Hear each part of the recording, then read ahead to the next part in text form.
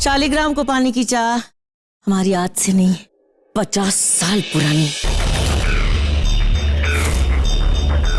मैंने 1 महीने में ही पृथ्वी और सावित्री का दिल जीत लिया था। उसी दौरान राज का जन्म भी हो गया था और फिर मैंने अपना दांव खेला। पृथ्वी को कुछ ऐसा दिखा दिया कि जो सावित्री अकेली कभी हवेली से बाहर पैर नहीं रखती थी, वो मेरे साथ कार में बाहर थी, रो रही थी। और उस दिन मुझे मौका मिल गया मेरे काम को अंजाम देने का। उमा पृथ्वी मेरे साथ ऐसा क्यों कर रहे? आप मत रोइए दीदी, मुझे नहीं अच्छा लग रहा है। आप देखना सब ठीक हो जाएगा, चिंता मत कीजिए आप। उमा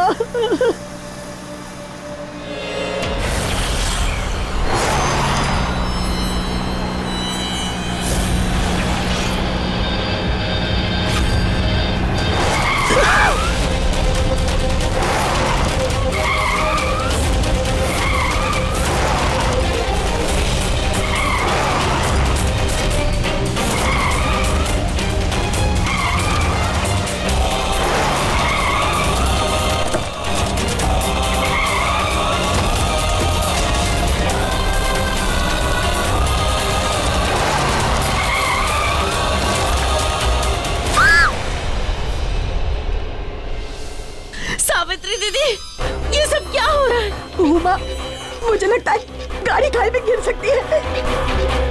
पहले तुम उतरो।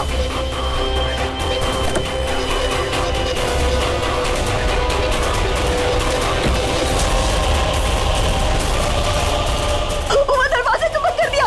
खोल, मुझे बाहर आना है। उमा प्लीज दरवाजा खोलना, मुझे बाहर आना है। तुम क्या कर रही है? क्यों कर रही है तुम ये सब?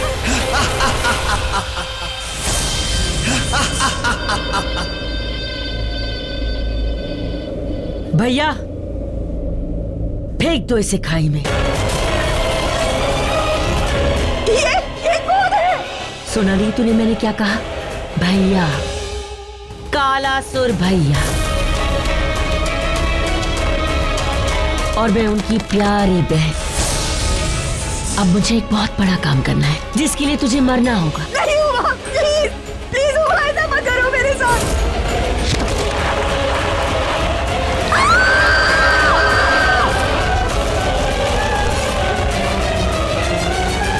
ये तो कहानी का मध्यांतर था।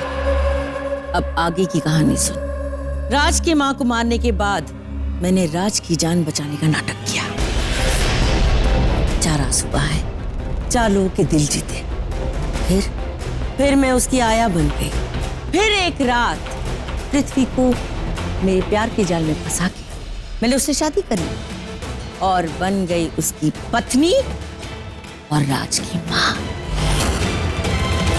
मां से याद आया, तेरी मां सुहासिनी, उसे भी मैंने ही यहां बुलाया था उससे शालिग्राम हासिल करने के लिए।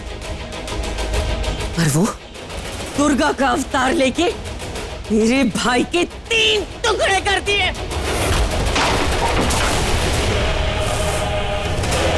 25 साल तेरी मां की वजह से मेरे 25 साल बर्बाद हुए। 25 साल तेरे पति और उसके खानदान के साथ मुझे रहना पड़ा।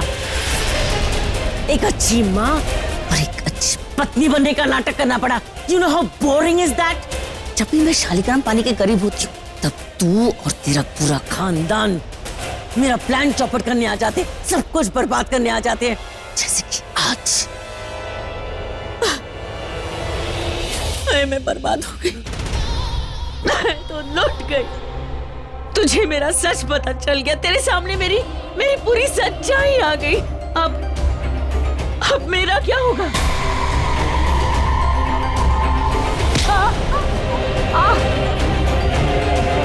वही होगा जो मैं चाहूंगी। समझ में आई? क्योंकि मुझे पता है मेरी सच्चाई जानने के बाद भी तू किसी को कुछ नहीं बताएगी। वो शालिग्राम तू मुझे लाकर देगी। मुझे शालिग्राम लाके दे,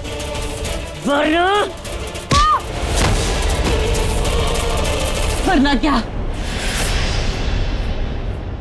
अब राज को मार देंगी? तू कितनी समझदार है। वाह, मजा आ गया।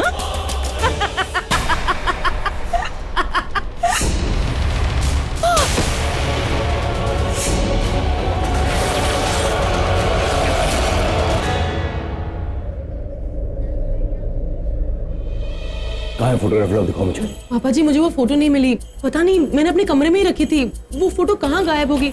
मैंने पूरे घर में ढूंढा पर मुझे नहीं मिली। घर से कहाँ जाएगी, घर पे ही होगी। हम जब यहाँ से चलेंगे तब ढूंढ लेते हैं।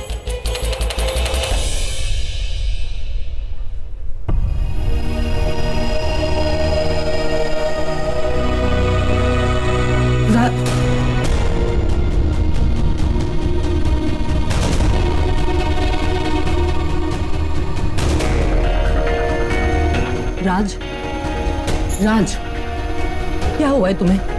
तुम ऐसे क्यों बिहेव कर रहे हो? बिना वजह के झगड़ने लगते हो, छोटी छोटी बात का इश्यू बनाते हो, कभी भी कुछ भी बोल देते हो।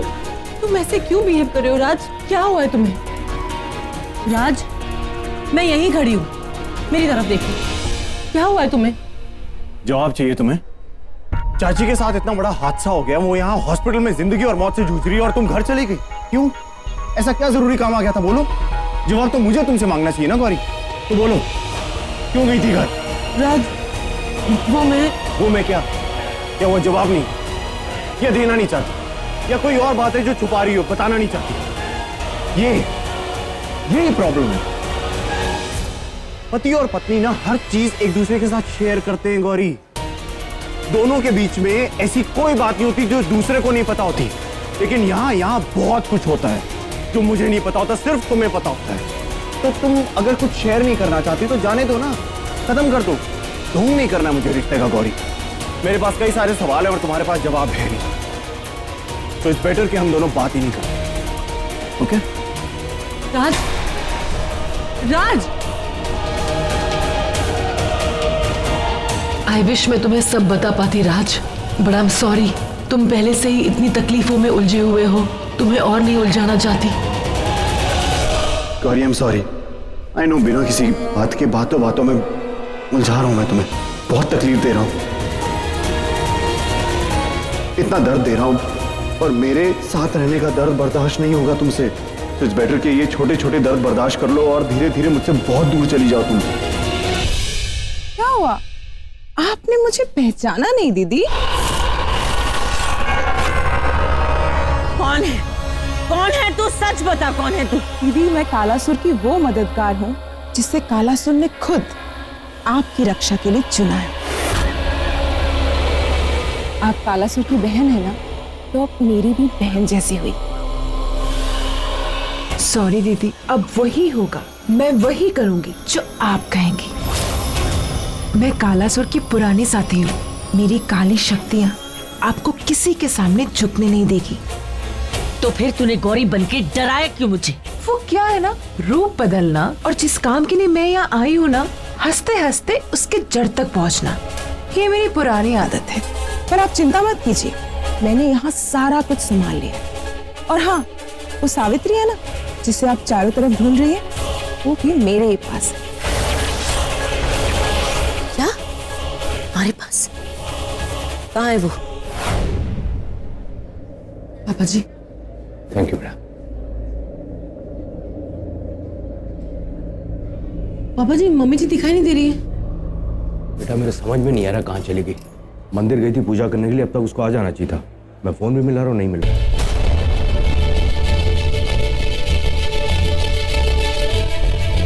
मंदिर में माँ को इतना वक्त कैसे लग गया?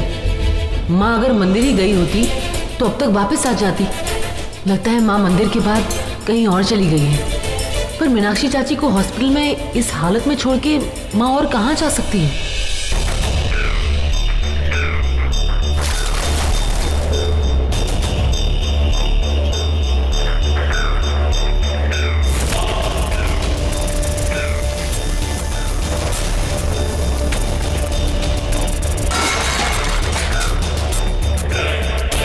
बड़ी ठीक जाने है तू, पक्की ठाकुरों की बहू।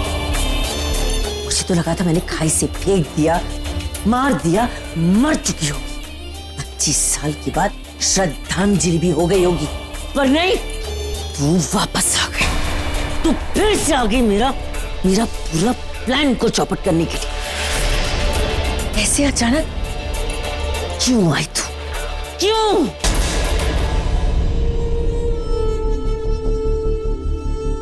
उमा, सच्चाई छिपती नहीं है, वो कभी ना कभी वापस जरूर आ जाती है, और वो भी अचानक।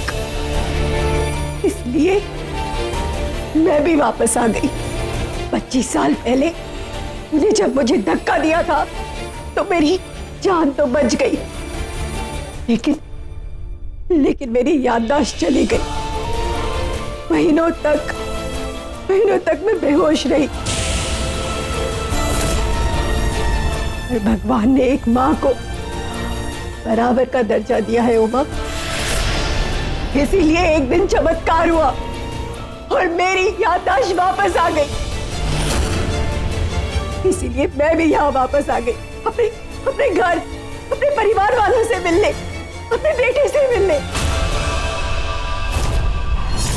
लेकिन जब मैं यहाँ आई, मैंने देखा कि तूने तो मेरे बेटे और बहू को काला सुर्खी बनाए हुए उस जाल में फंसा कर रखा हुआ है। और तब भी तुझे अक्ल नहीं आई। अगर मैं तेरी जगह होती ना तो मैं अपनी याद आई हुई याददाश्त को भुला के दुनिया के किसी कोने में जाके अपनी बची कुची जिंदगी जी लेती। कम से कम मौत तो इतनी भयानक नहीं होती। यही तो बात है ना उमा, तू मेरी जगह नहीं है और मैं तेरी जैसी नहीं हूँ। तूने तो माँ का सिर्फ छोटा चोला पहन कर रखा हुआ है, लेकिन उमा, मैं एक माँ हूँ, और एक माँ अपने बच्चे को बचाने के लिए ना किसी भी हद तक जा सकती है, कुछ भी कर सकती है। तो ये मत सोचना कि मैं तुझसे डर कर छिप रही थी। मैं सिर्फ इसलिए छिप रही थी क्योंकि मैं तेरे डर को जानना चाहती थी और तेरी सच्चाई सबके सामने लेकर आना चाहती थी। अगर मैं ऐसे तुम सबके सामने आ जाती तो पता नहीं तुम लोग मेरा क्या करते। अपने काले जादू का इस्तेमाल करके मुझे मार सकते थे, कुछ भी कर सकते थे। इसीलिए मैं पहले कौही से बात करने की कोशिश कर रही थी, तुम्हारी सच्चाई बताने के लिए। पर अफसोस, तेरी ये कोशिश है ना, कोशिश ही रह जाएगी। तू तेरे बेटे और बहू से कभी नहीं मिल पाएगी। अरे 25 सालों से जिस घर में तेरे नाम का जिक्र तक नहीं हुआ, तुझे क्या लगता है वहां जाके तू अगर मर भी गई तो किसी को कोई फर्क पड़ेगा? नहीं, कोई कुछ नहीं कहेगा। तेरे मरने के बाद मैंने पृथ्वी से शादी की, तब राज बहुत छोटा था। तब से वो मुझे माँ मानता है, और मैंने सभी घर वालों से ये वचन लिया कि ना कोई तुझे याद करेगा और ना ही कोई तेरा नाम लेगा। मुझे तो लगता है किसी को तेरा चेहरा याद नहीं होगा। इस घर में राज और बाकी बच्चों को ये नहीं पता है कि मैं राज की सौतेली माँ हूं। सिर्फ तेरी ये जली हुई तस्वीर तेरे होने की आखिरी निशानी है, जो अब नहीं बचेगी। नहीं उमा,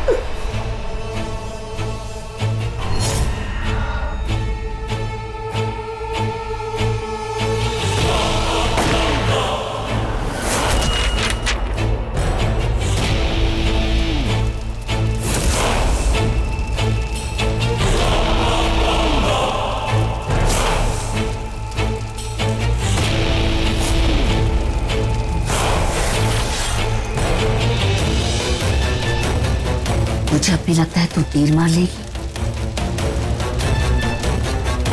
मेरे बरसों का बना बनाया खेल बिगाड़ देगी। उमा, तुम नहीं समझो। कितना लंबा लेक्चर दे रही हैं आप, कान पक गए मेरे, पता है। अरे इसको मार के इसका काम खत्म करते हैं ना। हाँ अम्मी, मैं भी बहुत बोर हो गई मुझसे अभी। ऐसे ठोक बजा के ऊपर वाले के यहाँ भेज, ये कभी वापस ना आए। अब आएगा कुछ मजा। इतने टाइम से बैठी हूँ, कुछ करने को ही नहीं था। Let's have some fun. हाँ? मम्मी जी, अवनी, मम्मी जी। कौन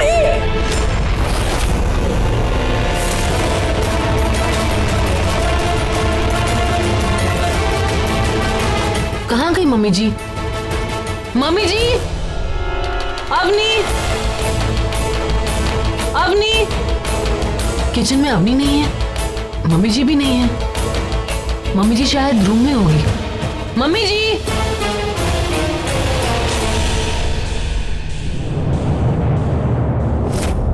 आपको क्या लगता है मैं आवाज देके उसे यहाँ बुलाऊंगी?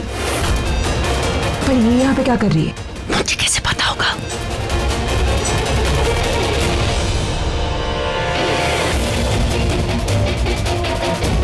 मम्मी जी, मम्मी जी।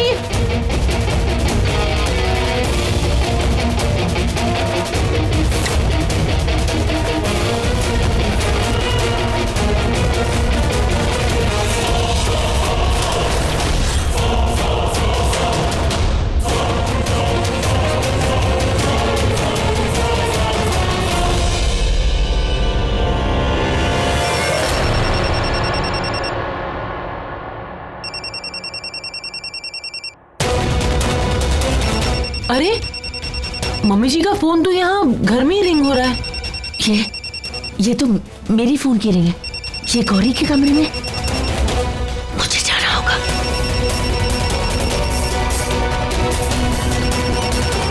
सुनो, इसे यहीं अंदर रखना और जब तक मैं ना कहूं कुछ मत करना।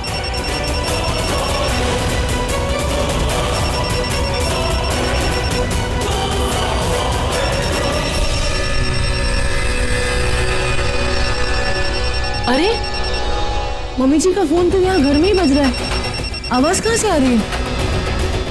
मम्मी जी।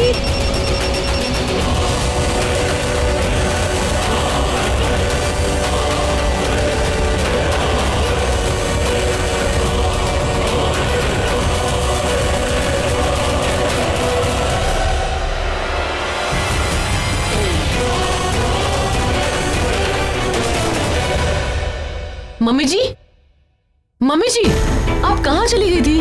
मैं आपको कब से आवाज दे रही थी। मैं कब से आपको फोन करने की कोशिश कर रही हूँ। आपका फोन लगा, मुझे आवाज सुनाई दी, पर आपको ये दिखाई नहीं दी। पता है मैं कितना घबरा गई थी। मैं भी बहुत डर गई थी गौरी। यहाँ फोटो लेने आई थी तो मुझे बहुत टेंशन हो गई और मैं यहाँ आ गई। मम्मी जी आप टेंशन क्यों ले रही थी? मैं आ ही रही थी ना। टेंशन कैसे नहीं लेती? मीनाक्षी के साथ इतना बड़ा हादसा हो गया और जब तू वापस ही नहीं आई तो मेरे मन में बुरे बुरे ख्याल आने लगे। मैं इसके लिए तुझे ढूंढते हुए यहाँ तक आ गई। बेटा, हमें भगवान ने ऐसे ही बनाया है। थोड़ा भी खुश हो जाता है तो दिल दहल जाता है। और तू अपने आप को ही देख, जब तुझे यहाँ फोटो नहीं मिली तू वापस हॉस्पिटल चली गई और हॉस्पिटल जाके जब तूने मुझे नहीं देखा वहां तो मुझे ढूंढते हुए यहाँ आ गई ना। मम्मी जी चलिए हॉस्पिटल चलते हैं। नहीं गौरी नहीं, मैं हॉस्पिटल अभी नहीं जाऊंगी। मैं मीनाक्षी को इस हालत में नहीं देख सकती गौरी। उसकी होश में आती मैं जाऊंगी उसे देखने, और अभी नहीं। तू जा। ठीक है मम्मी जी, आप आराम कीजिए, मैं हॉस्पिटल जाती हूँ, मैं सब संभाल लूंगी।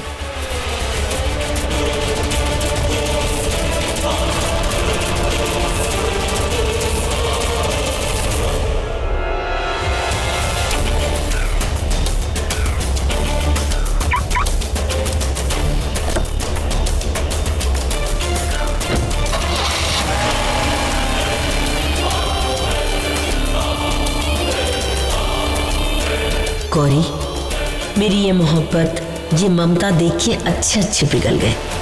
इसी ममता के सहारे मैंने अपने मकसद के बहुत करीब पहुंच गई हूँ। और अब जब मेरी बरसों की मेहनत रंग लाने वाली है तो इस बार मैं तुझे इस रंग को बेरंग नहीं करने दूंगी।